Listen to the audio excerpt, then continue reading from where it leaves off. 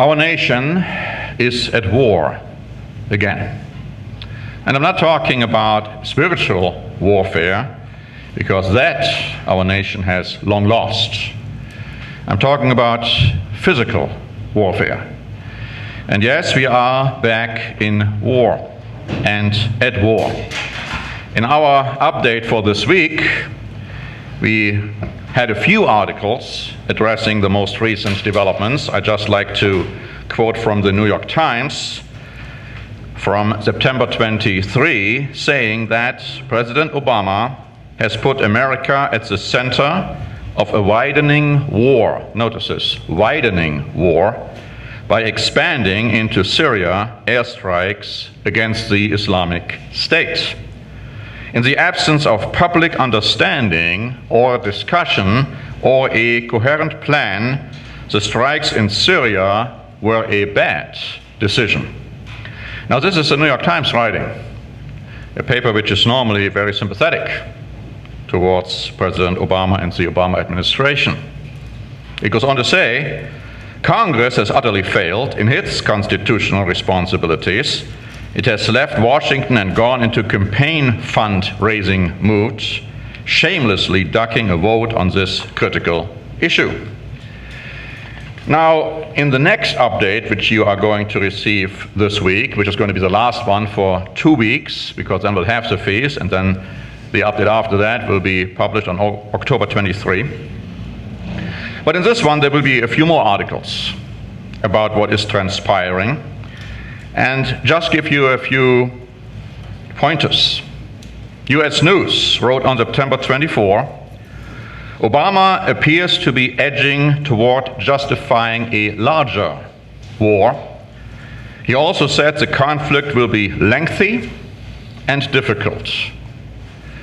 Bild Online, which is a German tabloid, wrote on September 26, that is how quickly it can happen. Barack Obama, from being the winner of the Peace Nobel Prize, becoming war president. What has gone so terribly wrong? In one word, weakness. His motto, leading from behind, is devastating. Obama leaves behind a world of chaos. Here's an article by Chicago Sun-Times, dated September 24. America will be at war for generations to come. It is impossible to feel optimistic about prospects for peace in Syria, or true democracy in Iraq, or an end to Muslim sectarian strife anywhere in the Middle East. It's hard to feel optimistic even about the broad coalition, including Arab states such as Jordan and Saudi Arabia. Obama gave no hint as to just how fragile that coalition really is. All 5 Arab nations on board have declined to even mention the United States in their official statements of support. This war, and others to come, could go on for years. And according to some German analysts this week, it will go on for at least 20 years, they say. The Huffington Post wrote on September 25, again a very left-liberal publication, they say the US administration is between a rock and a hard place. In the final analysis, the deep inconsistency and likely cause for this whole enterprise's ultimate failure is simply the paradox that the West's allies of choice will not and cannot be true partners to this war.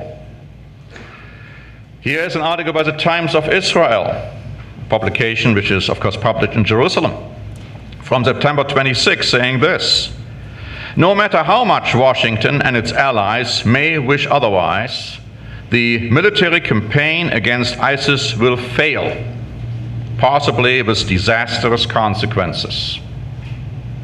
And then you have an article by Deutsche Welle, dated September 26. The UK Parliament voted in favor of joining the military action against the Islamic State in Iraq. And if you have watched the news, you have seen that this morning the UK participated in an airstrike with the US on ISIS in Iraq. Now, they refused to participate with airstrikes against Syria. But this article goes on to say, it seems that the West is now irrevocably set on another bloody adventure in the Middle East. And David Cameron, when he was trying to convince the UK Parliament that military engagement should be endorsed and approved, said this will go on for years. Now, I've recently done a standing watch program, America at War, and of course we received some interesting reactions. One gentleman wrote me that this whole perspective I have given there is just wrong, because obviously we must do something. We can't just sit idly by, do nothing. And I responded to him to please evaluate his position and read our free booklet, Should You Fight in War? I'm concerned that these ideas, we got to do something, are sneaking into the Church of God. And if you haven't read our free booklet, Should You Fight in War, for a while, then please read it. Now, this was written some time back. In fact, we wrote it in 2005, but it is as relevant as ever, because the tendencies we can be seeing in some areas in the Church of God are frightening. I'd like to take the time right now to read a little bit from this booklet and to refresh our recollection as to why the Church of God under Mr. Armstrong has forcefully taught that true Christians must never participate in the wars of man. Some have forgotten that. Some are thinking that perhaps there are reasons why we should do differently. First, let me read to you what Mr. Armstrong wrote in his booklet, Military Service and War, which was published in 1967 and which was republished in 1985. Of course, he died in 1986. He wrote, "War is so needless. War is wrong. Nearly all the really great religious and political leaders of the world have acknowledged the utter futility of war. War has never solved the problems of men or brought permanent peace. Instead, it only breeds more wars. One of the most devastating indictments against war is that it breeds in whole populations a spirit of violence and murder." Goes on to say, "That evil spirit is growing and increasing throughout the world today. War involves learning to hate and kill. We must realize that the spirit of war is a spirit of murder and avoid it with all of our strength." Did we get that? The spirit of war is a spirit of murder. Even with our words, even with advocating war, we are endorsing the spirit of murder, guilty of sin, guilty of eternal death. In an earlier article of September of 1939, Herbert Armstrong stated the following: "God commands us not to fight or kill, whether for Caesar or anyone else. God's laws forbid fighting, strife, or murder. Christ did condemn strife, fighting, killing, hating. He says, 'I cannot bear arms or participate in war. Politics and war, even though the other nation be in the wrong and the evildoers are of the world. I object to killing because it is sin. The penalty of sin is death. It is wrong because God condemns it, and I believe He condemns it because it only results in human suffering and misery and death. I believe no one ever wins a war. It is at most only a matter of which side is the heaviest loser.'" Now, I realize that people in the Church of God, even under Mr. Armstrong, thought differently. I have talked to evangelists who taught something differently than what the church taught officially, under Mr. Armstrong and subsequently. I know of evangelists today in quote-unquote God's church who teach something differently. And I would say perhaps quite a few ministers teach something differently. The question is, whom are we going to believe? Later on in this booklet, we are quoting from literature to the effect that the Christians of the first century were decisively against any form of war. In the middle of the second century, the Christian philosopher Justin declared to his pagan readers, "And we who once delighted in war, in murdering each other, and in all kinds of sins, we have all over the world changed our weapons into instruments of peace." No records exist of early Christian soldiers prior to AD 170. But after AD 170, references to Christian soldiers appear. Here is an excerpt from a magazine, Liberty, saying this: "Worldly paganism saturated religion, and the church succumbed to its militaristic influence. Christians, alienated from the Roman government by persecution, soon became the Roman government. In AD 314, the Council of Arles declared that Christians could officially join the army, and by AD 416, only Christians could join. Emperor Constantine's conversion, quote-unquote, to Christianity helped turn Christian plowshares into swords. In our last sermon on the Day of Trumpets, the Feast of Trumpets, we talked about the certain church errors. We talked about the Paulicians. We talked about the Waldensians. I mentioned that originally they were clearly against participation in war. But then that would later change, and I'll come back to that in a moment. But I want to jump forward to April 23, 1865. In April 23, 1865, one of the Church of God publications, Hope of Israel, stated the following: "We thank God that President Lincoln did cause to be made such laws as would deliver God's saints from participating in war." In April 1917, Andrew Duggar, president of the Church of God Seventh Day, met with President Wilson and received exemption for church members from combatant service.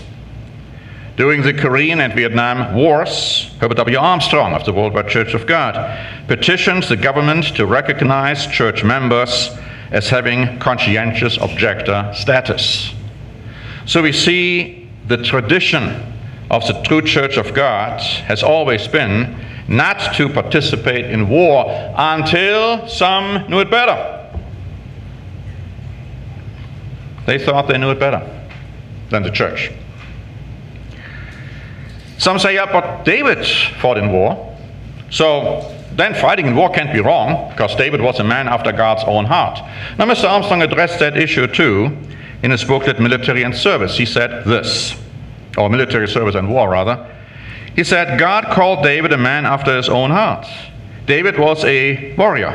David killed many people. As king, he waged war. But that did not make war right.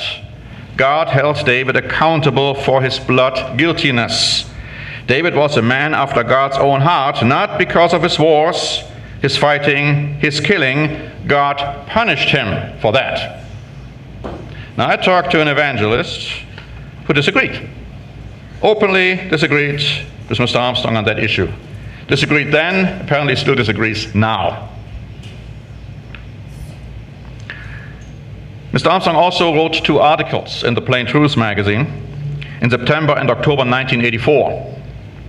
And I like to quote from those articles. They were entitled, actually, "The Sure Way to End the Fear of Nuclear War Now," and "How the West Can End the Fear of Nuclear War Now." And that's what he wrote. In respect to war, the basic point is the 6th commandment. It says simply, "Thou shalt not kill." If all nations obeyed that commandment and followed the way of love toward other humans, there would be no war. But once again, one argues that's pretty platitude. It's not practical. It will not work. Why? Because, he argues, if your nation obeys that commandment and is disarmed with no military force, it would be attacked and beaten by some other nation, and we might add by terrorists, that disobeyed God's laws and believed in war, or we might add terrorist attacks. Your nation would therefore be helpless. He goes on to say, oh, but it won't. The Creator understands human nature better than we humans do. He provided for that. You think the Almighty Creator God is impractical? That He leaves those who obey Him, who accept His government over them, helpless? You think, do you, that the government of God is so feeble and lacking in power that it is unable to protect the individual or the nation it governs? He says war is so needless. War is wrong. Yes, the West could put an end to the threat of nuclear war or terrorist attacks immediately, if not only leaders, but also the people as a whole could recognize reality, could understand that God is real, and would humble themselves before Him, believe Him, rely on Him. But, notice carefully, if our people will not, then it is decreed we shall see our cities destroyed, along with a full third of our populations by a foreign invasion.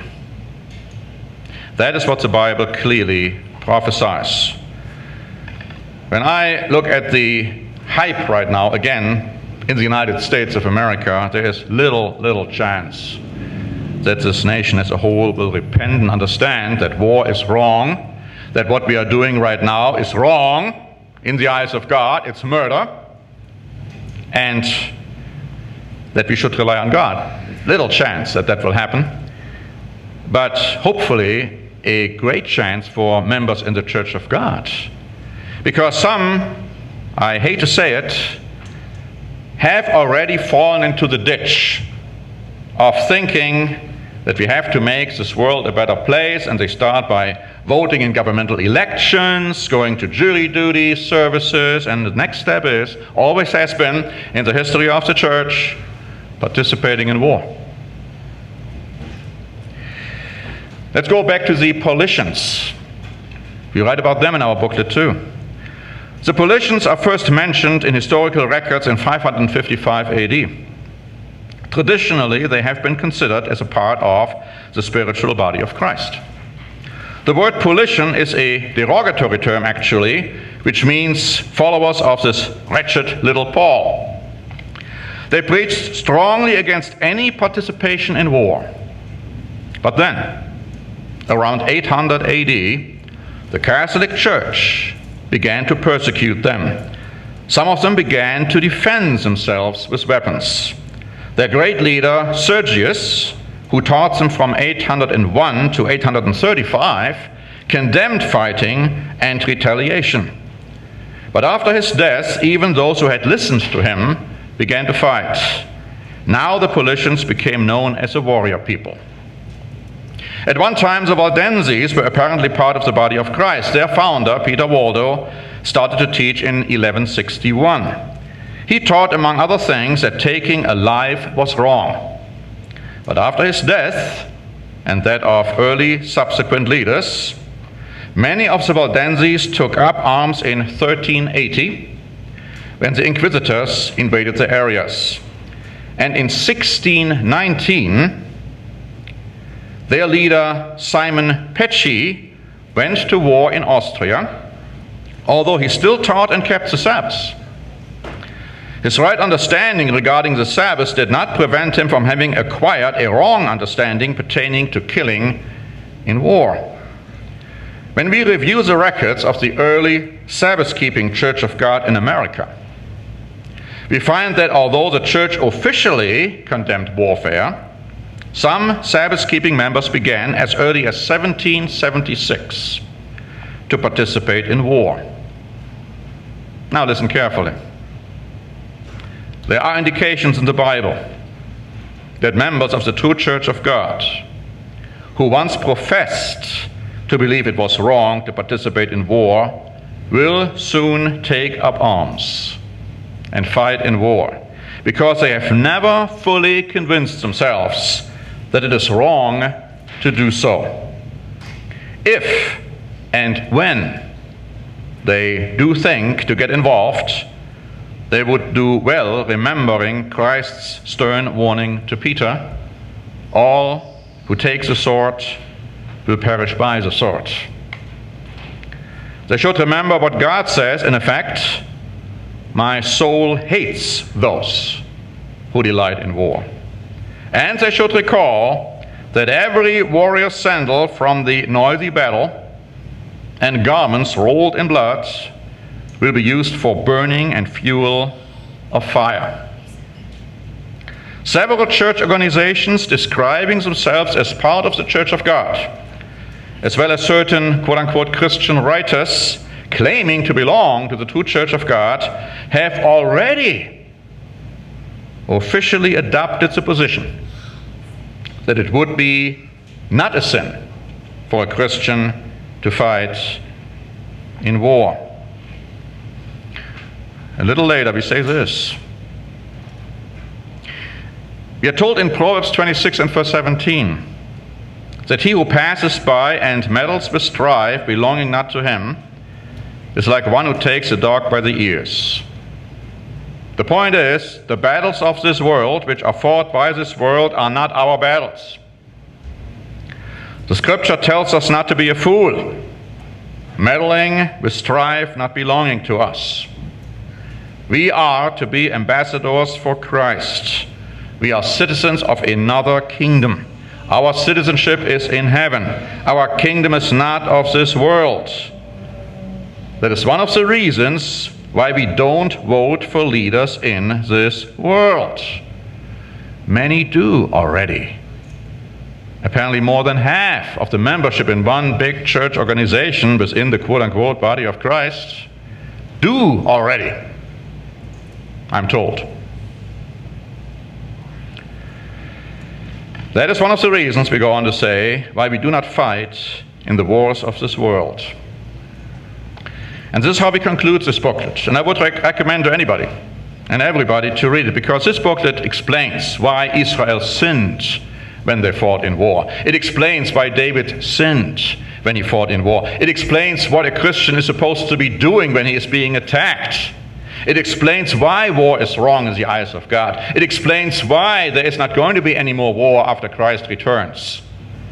And of course we have one at the beginning of the millennium, but then there won't be any for 1,000 years, and only when Satan is being released, then there's going to be another war, because Satan is the originator of war, not God. And Christians following him will fight in war. Christians following God will not. We conclude saying this in our booklet. When God is pleased with us, when his favor rests on us, then he will be our shield and protection in times of impending battles. We must trust in God, and we must be willing to obey his commandments, no matter what the situation, circumstance, or consequence. God tells us, you shall not kill. Are you listening to him?